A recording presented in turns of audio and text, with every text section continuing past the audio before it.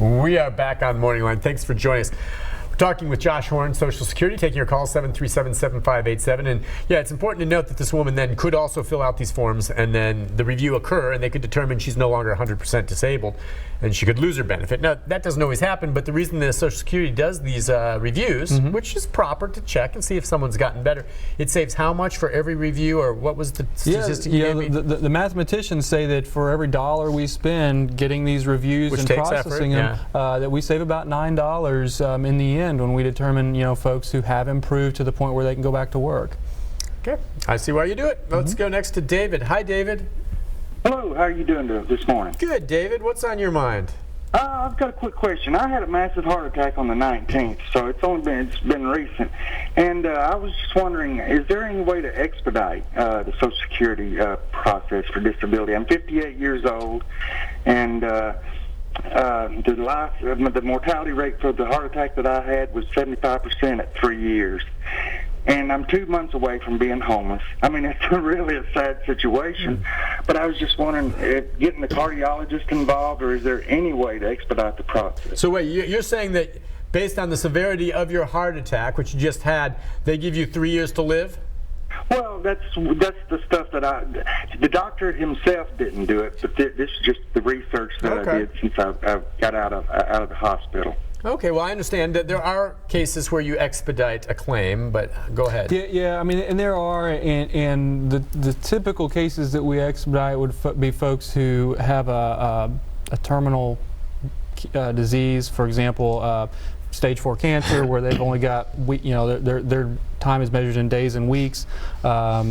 We have some compassion allowance situations and some things that are marked as something that's a very obvious, quick thing to make a decision on.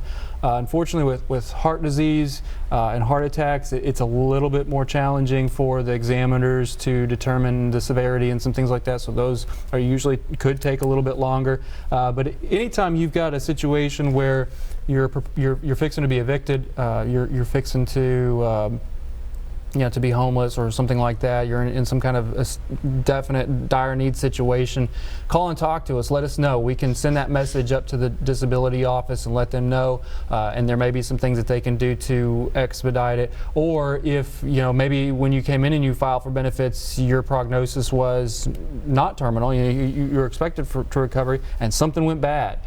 Call and let us know, because we can update the disability office at that point, let them know what the situation is. But doesn't the essence of it, and I hear where he's coming from, and this is one of the rubs that is unfortunate with the way Social Security works. It really, the decision on whether or not it's expedited is going to be based on his medical condition. The fact that he potentially, because he doesn't have income right now, could be homeless is not a factor. I mean, because we've talked about this before. What are people supposed to do when they're, disabled and it takes 6 months for them to get accepted and they're not making money? A lot of people, I think, waiting for Social Security lose their homes. All right, and that's just an awful fact of the part of the game, right? But it comes down to his condition. When we have some kind of notice to say you're going to be evicted on Tuesday or something like that, we can send that in. Okay. But there's a lot of folks coming in applying for benefits saying, I don't have any kind of income and I don't know what I'm going to do tomorrow. There's nothing we can do about that, but at the point you get some kind of eviction notice or something like that, we can either call and talk to the landlord, or we can send that information up. Okay, that's but there's no know. promises. There's no promises because, again, it's all based on medical evidence. If your doctor's having trouble getting us the information, or if we have to send you for a consultative examination, there are some limitations there that we have to abide by. So it's not a sure thing, but I definitely say communicate that information to the office or to the disability office. Yeah, so make that phone call. I mean, I don't know, don't deal necessarily with your cardiologist, but go ahead, and I think if he just had this heart attack, he's also, regardless of what his situation, he's in the process now. He needs to get the application process going. Start applying for your Social Security disability benefit if you believe this heart attack makes you 100% disabled, can no longer work. We've got a few Michelles. Let's take one right off the bat on line 4. Hi, Michelle. Yes, sir. How can we help you? I have some questions for you. I lost my job. I had to start back in September. And now I got an appointment finally for the Social Security doctors. Okay. And that's February, in the last week of February. Okay. How long does it take to get a judgment that you're denied or accepted? yes? Yeah, or get a decision on your case. You're still waiting for your Does it decision. law Yeah. you to get the money because I'm addicted and lost my job also.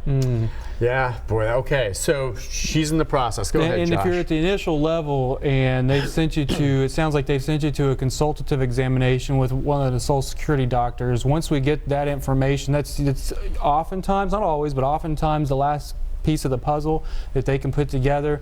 If it's usually it has to be signed off by a doctor on staff before it comes back to the field office. Now, once it comes back to the field office, it usually gets processed fairly quickly, depending on if we need to have you come back in to update your records, if they determine that you need a representative payee to help you work on your benefits. But if you get that letter in the mail that says you're approved, I would wait maybe a few days or a week, and then I would call the Social Security office and say, just wanted to check on the status of this because I got my approval letter. I need to know if I need to come back in, if you all need anything, or if it's processed. And so you'd imagine she's already fairly far along in the process, having applied. It sounds like it. And this is maybe the last step of it, which is good. At least you're that far. But in that time, she, of course, lost her job, and I think she said she's in the process or has been evicted, and that's what's so difficult on all this. In a perfect world, Social Security would be able to determine the disability in an instant and then give your benefit the next day.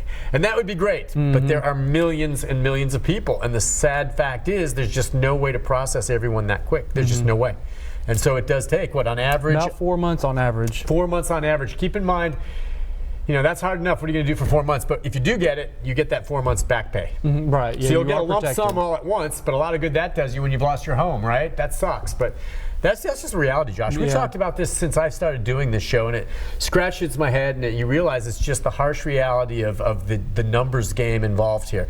There's just no way. And you guys have done what you can to streamline it. It used to be 6 months, and Yeah. so we've actually improved it over the last probably 8 or 10 years. And the disability office has hired a lot of new folks.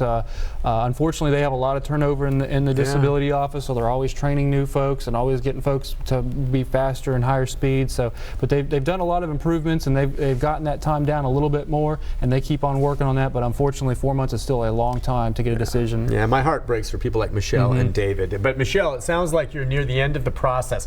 The one thing I always tell everyone, you really have no choice otherwise, but do not give up.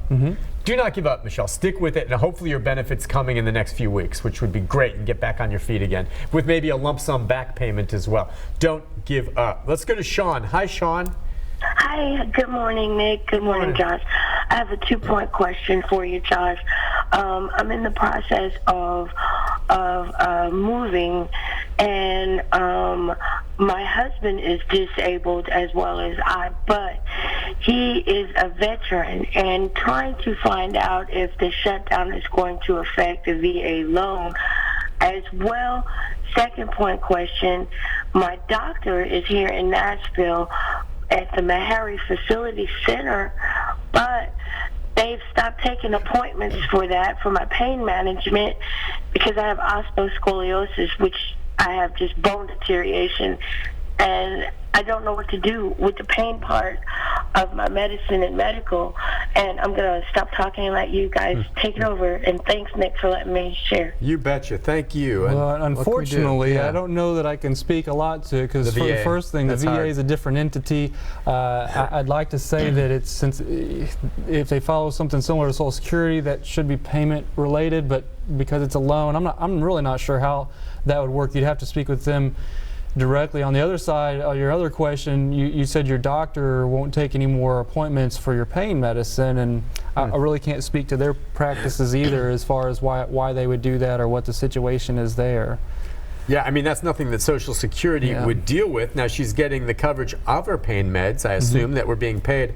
I don't know why the doctor would not do that. I mean, of course, the solution is find another doctor, which is sometimes easier said than done. But as long as the payment was being made, I don't understand why that would be. I wish I had more information to tell you, but unfortunately I struck out on those. Right, I know so, you can't answer as much on the VA and all that, but yeah, just see, because listen, if you're dealing with pain, you need help on that. So there are lots and lots of pain clinics, some unscrupulous, a lot of them good, but you should be able to find another doctor if you have the proper prescription and a means to pay to get your pain pills. And I understand, if you're in pain, you need to address that. Listen, let's take a break. When we come back, if you're on hold, Rose, Tom, Michelle, and others, we've got more calls up until 9 o'clock with Josh. We'll be right back. What happened?